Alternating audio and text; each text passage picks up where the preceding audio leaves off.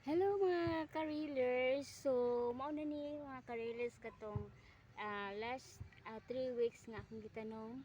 So, mauna ni ang result mga ka-reelers. So, dagko malaki na sila mga ka-reelers. So, yan ang mga seedling na tinanim ko last 3 weeks na ngayon. So, ito mga ka-reelers. So, faster lang sila malaki ang pichay. Oh. Tingnan niyo mga guys. So, kung may tanim, mayanin talaga. So, wag tayong magpaka dyan.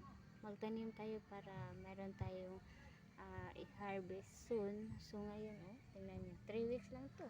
Almost 1 month. So, ito na ngayon guys. Madali lang silang tumubo.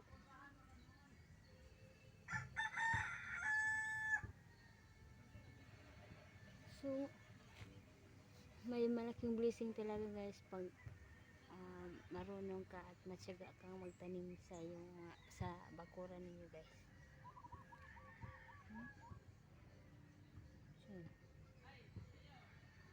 So, huwag tayo guys.